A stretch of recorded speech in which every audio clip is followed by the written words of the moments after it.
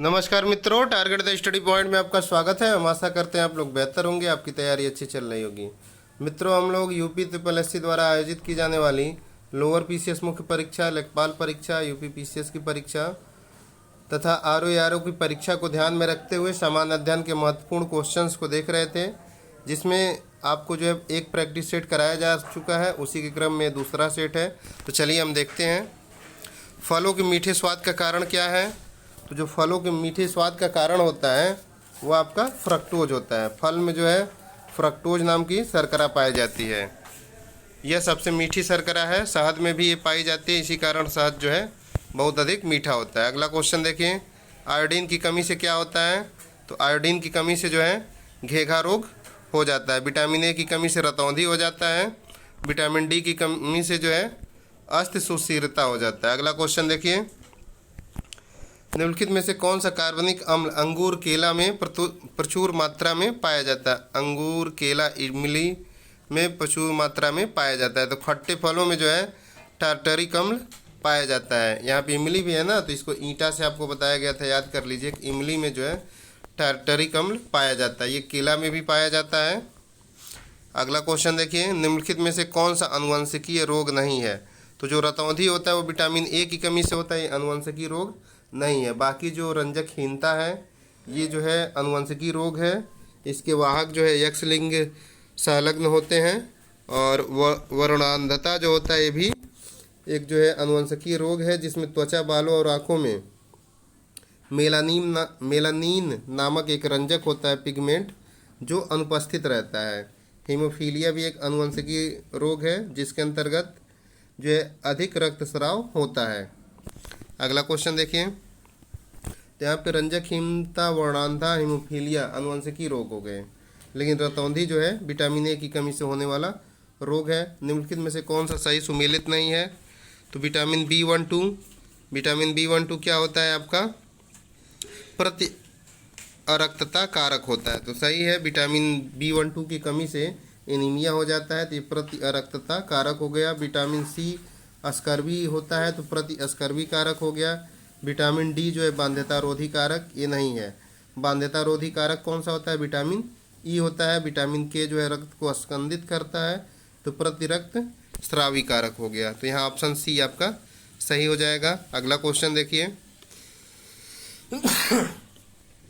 जैव विविधता के ह्रास का प्रमुख कारण क्या है?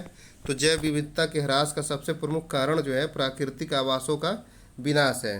मनुष्य जो है प्राकृतिक संसाधनों के दोहन तथा औद्योगिक उत्पादन एवं नगरीकरण को बढ़ावा देने के उद्देश्य से प्राकृतिक आवासों को जो है नष्ट करते जा रहा है, जिसके कारण सर्वाधिक जैव विविधता का ह्रास हो रहा है। अगला क्वेश्चन देखिए, जिस रूप में पौधे नाइट्रोजन प्राप्त करते हैं वह क्या होता है? तो बताया जा चुका है कि पौधे नाइट्रोजन को जो है नाइट्रेट के रूप में ग्रहण करते हैं, और ये जो है इसकी पूर्ति जो है वायु तथा जल में जो घुलनशील नाइट्रेट है उसी के माध्यम से करते हैं। लंदन में आयोजित निम्नलिखित गोलमेज सम्मेलनों में से किसमें महात्मा गांधी उपस्थित थे? तो जो दूसरा गोलमेज सम्मेलन था, इसमें महात्मा गांधी कांग्रेस के प्रतिनिधि के रूप में उपस्थित हुए थे। और ये भी पूछता है कि गए तो कहाँ रुके थे? तो लंदन में रुके थे। किस जहाज़ से गए थे? वो राजपुताना करके जहाज़ था। ये सब क्वेश्चन है इससे संबंधित जो पूछता है। अगला क्वेश्चन देखिए, अखिल भारतीय किसान सभा के संस्थापक अध्यक्ष कौन थे? तो जो अखिल भारतीय किसान सभा थी, इसकी स्थापना 1936 ईस्वी में कांग्रेस के लखनऊ अधिवेशन में की गई थी। स्वामी सहजानंद सरस्वती इसके जो है संस्थापक अध्यक्ष थे। अगला क्वेश्चन देखिए, निम्नलिखित में से किसे भारत में स्थानीय स्वशासन का जनक माना जाता है? तो जो लॉर्ड रिपन है उसे स्थानीय स्वशासन का जनक माना जाता है। इसने जो है 1882 ईस्वी में भारत में आधुनिक स्थानीय स्वशासन का प्रस्ताव रखा था। इसे स्थानीय स्वशासन का पिता भी कहा जाता है। स्थानीय स्वशासन का जनक और स्थानीय स्वशासन का पिता लॉर्ड रिपन को कहा जाता है। अगला क्वेश्चन देखिए, निम्नलिखित में से कौन सही सुमेलित नहीं है? तो नेहरू रिपोर्ट जो है किसके द्वारा दी गई थी? मोतीलाल नेहरू के द्वारा दी गई थी। चंपारण आंदोलन महात्मा गांधी से संबंधित है। फॉरवर्ड ब्लॉक की स्थापना सुभाष चंद्र बोस ने की। खिलाफत आंदोलन, तो खिलाफत आंदोलन जो हुआ था 19 अक्टूबर 1919 ईस्वी को अली बंधु, विशेषकर जो है शौकत अली तथा मोहम्मद अली के द्वारा शुरू किया गया था। इसमें अबुल कलाम आज़ाद, हकीम अजमल खान, हसरत मोहानी आदि शामिल थे। महात्मा गांधी भी इसमें जो है इस आंदोलन में सम्मिलित थे, लेकिन मोहम्मद अली जिन्ना जो थे खिलाफत आंदोलन के खिलाफ थे और महात्मा गांधी के इसमें शामिल होने की काफ़ी निंदा इन्होंने किया और खिलाफत आंदोलन से दूरी बना ली मोहम्मद अली जिन्ना ने। तो ये भी क्वेश्चन पूछता है कि खिलाफत आंदोलन से कौन संबंधित नहीं है, तो मोहम्मद अली जिन्ना नहीं है। कौन कौन संबंधित है? शौकत अली, मोहम्मद अली, अबुल कलाम आज़ाद, हकीम अजमल खान, हसरत मोहानी, महात्मा गांधी।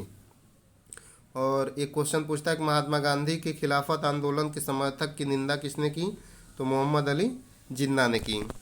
अगला क्वेश्चन देखिए, भारतीय राष्ट्रीय कांग्रेस के पहले अध्यक्ष कौन थे? भारतीय राष्ट्रीय कांग्रेस का जो प्रथम सम्मेलन था वो 1885 ईस्वी में मुंबई में आयोजित किया गया था और इसके प्रथम अध्यक्ष जो थे सुरेंद्रनाथ बनर्जी थे। कभी कभी पूछता है कि कहाँ आयोजित किया गया मुंबई में, तो गोकुलदास तेजपाल संस्कृत महाविद्यालय में आयोजित किया गया था। अगला क्वेश्चन देखिए, दक्षिण की गंगा किसे कहा जाता है? तो जो कावेरी नदी है उसे दक्षिण की गंगा कहा जाता है। दक्षिण गंगा या वृद्ध गंगा जो है गोदावरी को कहा जाता है, क्योंकि ये प्रायद्वीपीय भारत की सबसे लंबी नदी है गोदावरी।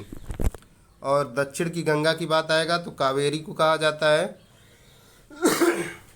क्योंकि ये गंगा की तरह जो है पवित्र नदी मानी जाती है। इसका उद्गम कर्नाटक के ब्रह्मगिरी पहाड़ियों से हुआ है। कृष्णा नदी कहाँ से निकली है? महाबलेश्वर की पहाड़ियों से निकली है। आगे देखिए, नर्मदा नदी कहाँ से निकली है? अमरकंटक से निकली है। गोदावरी नासिक के पास से निकली है। भारत में आधे से अधिक सोयाबीन का उत्पादन किसके द्वारा किया जाता है? तो यह जो है सोम से आप याद कर लीजिए, सोयाबीन का सबसे ज़्यादा लगभग 54% उत्पादन जो है मध्य प्रदेश के द्वारा होता है। दूसरा स्थान जो है राजस्थान का है। अगला क्वेश्चन देखिए, श्वेत क्रांति किससे संबंधित है? तो श्वेत क्रांति दुग्ध उत्पादन से संबंधित है। अंडा उत्पादन से जो संबंधित है उसको रजत क्रांति कहते हैं। गेहूं उत्पादन आपका हरित क्रांति हो गया। मछली उत्पादन जो है नीम क्रांति हो गया, नीली क्रांति। नीम से उसको याद किया जाए तो ज़्यादा सही है कि नीम, नीली से मत्स्य उत्पादन। अगला क्वेश्चन देखिए, निम्नलिखित में से कौन सी फसल बायोडीजल की फसल है? तो जो जेटोफा होता है वह बायोडीजल की फसल के रूप में प्रयोग किया जाता है। इसमें जो है 27 से 40% तक तेल पाया जाता है। अगला क्वेश्चन देखिए, चिपको आंदोलन किससे संबंधित है? तो चिपको आंदोलन 70 के दशक में बहुत ही महत्वपूर्ण आंदोलन था जो पादप संरक्षण से संबंधित है। अगला क्वेश्चन देखिए, बाघ परियोजना कब आई थी? 1973 में। वन्य जीव सुरक्षा अधिनियम कब पारित किया गया था? तो बहुत ही महत्वपूर्ण है, वन्य जीव सुरक्षा अधिनियम 1972 में पारित किया गया था। वन संरक्षण अधिनियम जो है 1980 में पारित किया गया था। पर्यावरण जीव संरक्षण अधिनियम 1986 में पारित किया गया था। इन तीनों को अच्छे से देख लीजिएगा, अक्सर कन्फ्यूजन होती है इसमें। तो यहाँ क्वेश्चन क्या था? वन्य जीव सुरक्षा अधिनियम कब पारित किया गया? 1972 में। अंतर्राष्ट्रीय ओजोन दिवस कब मनाया जाता है? तो जो 16 सितंबर है, 16 सितंबर को अंतर्राष्ट्रीय ओजोन दिवस के रूप में मनाया जाता है। क्यों मनाया जाता है? क्योंकि 16 सितंबर 1987 ईस्वी को जो है मॉन्ट्रियल प्रोटोकॉल पे जो है हस्ताक्षर हुए थे। ये भी क्वेश्चन पूछता है मॉन्ट्रियल प्रोटोकॉल किससे संबंधित है? तो वह ओजोन परत के संरक्षण से संबंधित है। यहाँ 2-3 क्वेश्चन आपके हो गए कि अंतर्राष्ट्रीय ओजोन दिवस कब मनाया जाता है? 16 सितंबर को। क्यों मनाया जाता है? क्योंकि इसी दिन जो है 16 सितंबर 1987 को जो है आपका मॉन्ट्रियल प्रोटोकॉल पे हस्ताक्षर हुए थे और ये जो है 1994 से मनाया जा रहा है। ये भी पूछता है कि ओजोन संरक्षण से कौन सा सम्मेलन संबंधित है? तो मॉन्ट्रियल प्रोटोकॉल है। अगला क्वेश्चन देखिए, निम्नलिखित ऊर्जा स्रोतों में से कौन सा पर्यावरण को स्वच्छ रखने के लिए सर्वोत्तम है? तो जो सौर सेल होता है, सौर ऊर्जा सबसे स्वच्छ ऊर्जा जो है इनमें से है। और एक क्वेश्चन पूछता है कि कृत्रिम उपग्रह में ऊर्जा का स्रोत क्या होता है? तो वहाँ पे जो है सौर सेल होता है। कम से कम 3-4 बार पूछ चुका है क्वेश्चन, तो इसको आप लोग माइंड में सेट कर लीजिए कि कृत्रिम उपग्रह में ऊर्जा का जो स्रोत होता है वह सौर सेल होते हैं। अगला क्वेश्चन देखिए, निम्नलिखित में से कहाँ सदाबहार वन पाए जाते हैं?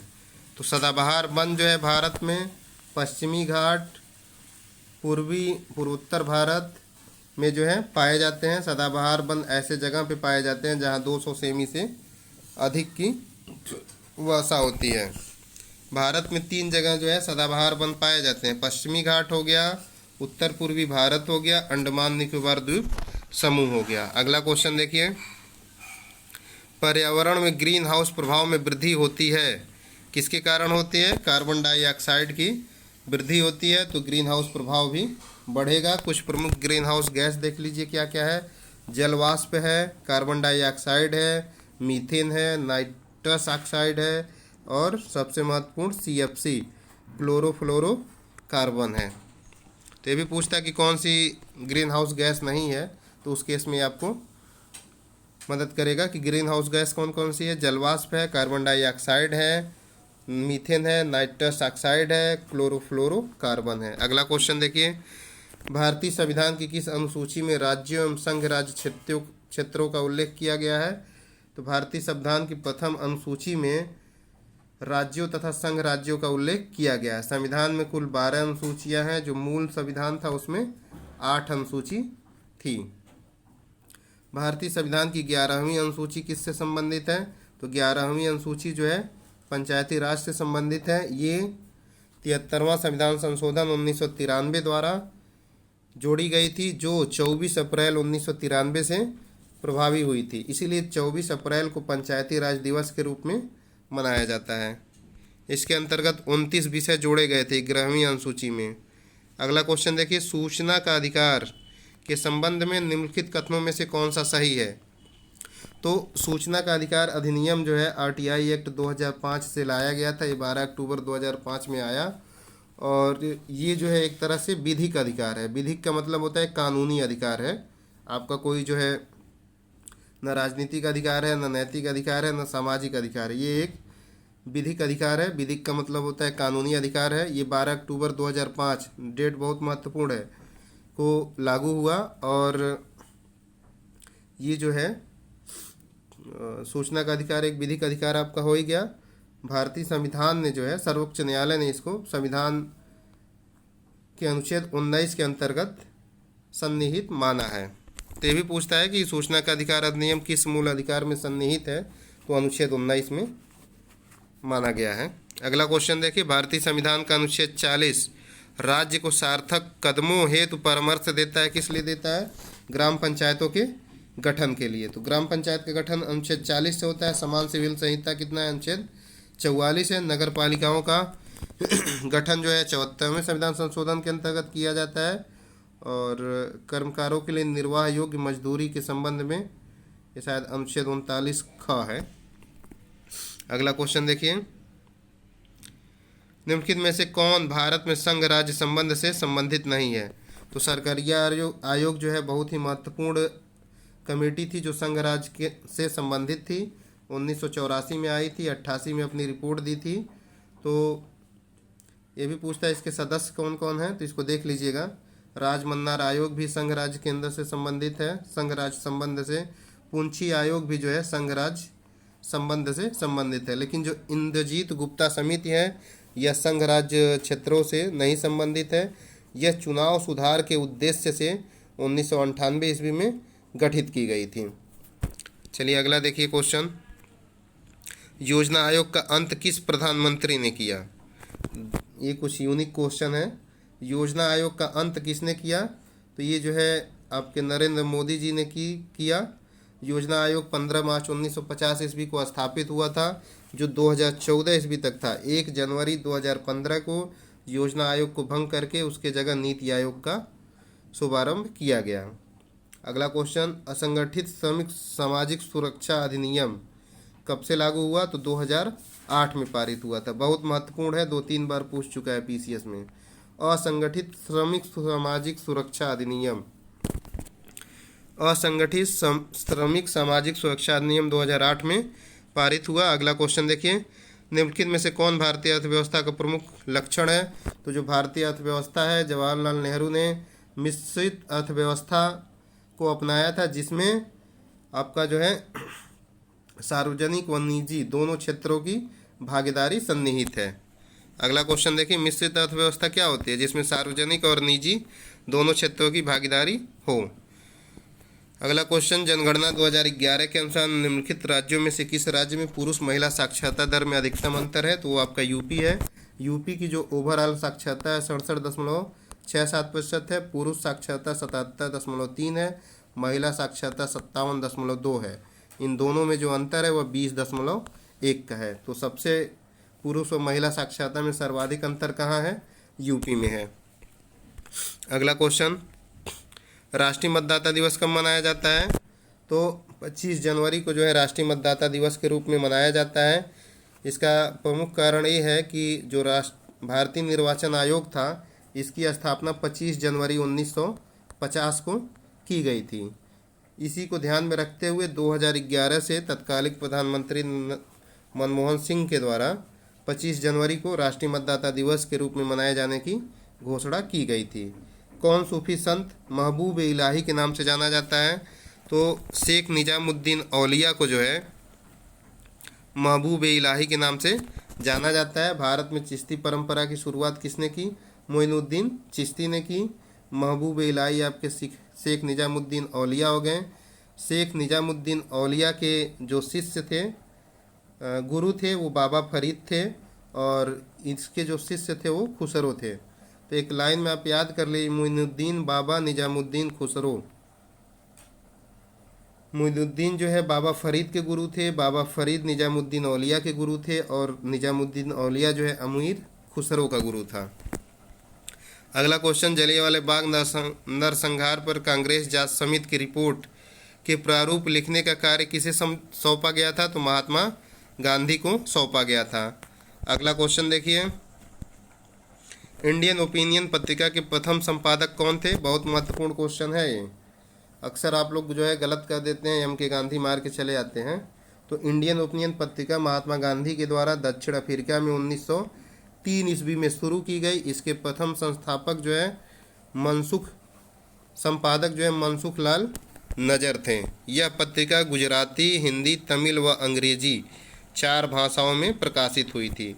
जो इंडियन ओपिनियन थी गुजराती, हिंदी, तमिल और अंग्रेजी 4 भाषाओं में प्रकाशित हुई थी। प्रथम संपादक मनसुख लाल नजर थे, और ये गांधी जी के द्वारा 1903 ईस्वी में जारी की गई थी, प्रारंभ की गई। अगला क्वेश्चन, 28 फरवरी 2021 को 78वां गोल्डन ग्लोब पुरस्कार वितरण समारोह में सर्वश्रेष्ठ मोशन फिल्म का पुरस्कार किसे मिला? तो नोमैडलैंड को जो है गोल्डन ग्लोब और आईफा ऑस्कर दोनों में जो है सर्वश्रेष्ठ फिल्म का पुरस्कार मिला है। अगला देखिए, हाल ही में सतत विकास लक्ष्यों पर चौथा दक्षिण एशिया फोरम 2020 वीडियो कॉन्फ्रेंस के माध्यम से कब जो है संपन्न हुआ है? तो यह जो है आपका 2 से 3 दिसंबर 2020 को जो है सतत विकास लक्ष्यों पे जो है चौथा दक्षिण एशिया फोरम वीडियो कॉन्फ्रेंस के माध्यम से संपन्न हुआ। इसकी मुख्य विषय वस्तु जो थी, fostering sustainable and resilient recovery from कोविड-19 इन साउथ एशिया, इसकी मुख्य विषय वस्तु थी। एक बार आपसे देखिए मुख्य विषय वस्तु क्या है? Fostering sustainable and resilient recovery from कोविड-19 इन साउथ एशिया। सतत विकास लक्ष्य जो है 30 है, उसको आप लोग देख लीजिएगा। 17 लक्ष्य है सतत विकास, उसको देख लीजिए, कभी कभी उसमें से पूछ लेता है। 15 दिसंबर 2020 को संयुक्त राष्ट्र विकास कार्यक्रम UNDP द्वारा जारी मानव विकास सूचकांक 2020 में भारत का कौन सा स्थान है? तो भारत का 131वां स्थान है। नॉर्वे पहले स्थान पे है, और इसमें टोटल 189 देश थे। नाइजर को अंतिमवां स्थान मिला है। अगला क्वेश्चन, 29 जनवरी 2021 को केंद्रीय वित्त एवं कॉर्पोरेट कार्य मंत्री निर्मला सीतारमण ने संसद में आर्थिक समीक्षा 2020-21 पेश किया। इसके अनुसार वित्त वर्ष 21-22 में भारत की वास्तविक GDP की विकास दर क्या रहेगी? तो 21-22 में आर्थिक समीक्षा में अनुमान लगाया गया कि भारत की विकास दर 11% रहने वाली है। अगला क्वेश्चन देखिए, 9 फरवरी 2021 को भारत के किस देश में लालंदर सहतूत बांध के निर्माण के लिए एक समझौते ज्ञापन पर हस्ताक्षर किया? तो अफगानिस्तान में जो है भारत के द्वारा एक बांध बनाया जाएगा जिसे लालंदर या सहतूत बांध कहा जाता है। भारत द्वारा अफगानिस्तान में बनाए जाने वाला ये दूसरा बांध होगा। पहला बांध क्या है, कमेंट करके बताइए आप लोग। अगला देखिए, 2 फरवरी 2021 को संपूर्ण विश्व में विश्व आर्द्रभूमि दिवस मनाया गया। इस दिवस की मुख्य विषय वस्तु क्या थी? तो मुख्य विषय वस्तु क्या थी? आर्द्रभूमि तथा जल थी। यह दिवस आर्द्रभूमियों के प्रति जो है जागरूकता फैलाने के उद्देश्य से मनाया जाता है ताकि आर्द्रभूमि को लेकर लोगों के अंदर सकारात्मक और स्वीकारात्मक सोच उत्पन्न हो सके। अगला क्वेश्चन देखिए, अब यहाँ से रीजनिंग आ गया तो इसको छोड़िए। निम्न विकल्पों में संबंधित संख्या युग्मों को चुनिए। तो 11 का घन जो है 1331 होता है, तो 12 का घन क्या हो जाएगा? 1728 हो जाएगा। तो ठीक है मित्रों, ये सामान्य ज्ञान से संबंधित कुछ महत्वपूर्ण क्वेश्चन थे। हम आशा करते हैं आप लोगों को अच्छे लगेंगे। अगर अच्छे लगते हैं तो इसको अधिक से अधिक शेयर करिए और वीडियो चैनल पे सब्सक्राइबर बढ़ाने की मुहिम को तेज करिए। स्पीड आप लोगों की काफ़ी स्लो हो गई है। धन्यवाद दोस्तों।